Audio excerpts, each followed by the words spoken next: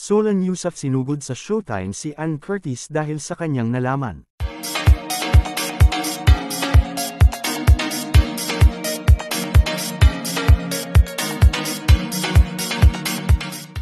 Isang nakakagulat na insidente ang naganap sa set ng It's Showtime. Nang biglang sugurin ni Solan Yusuf si Ann Curtis matapos mabalita ang niloloko nito ang kanyang asawang si Erwan Yusuf.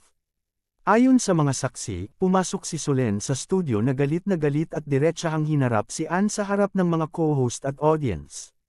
Nagkaroon ng tensyon sa pagitan ng dalawa, habang sinubukan ng mga staff at co-hosts na pakalmayan si Solan. Hindi nagtagal, lumabas si Ann ng studio upang maiwasan ang eskandalo. Agad na naging viral ang insidente, at umani ng iba't ibang reaksyon mula sa netizens.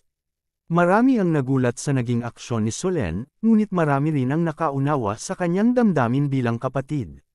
Wala pang opisyal na pahayag mula sa magkabilang panig tungkol sa nangyari. Sa kabila ng kontrobersya, ipinagpatuloy ng It's Showtime ang kanilang programa matapos ang tensyonadong tagpo. Patuloy ang mga haka-haka kung paano maaapektuhan ang relasyon ng mga Yusuf at ni Ann Curtis. And this are chika for today mga ka-showbiz, sana nag-enjoy kayo. Don't forget to like, share, subscribe and click the notification bell for more updates.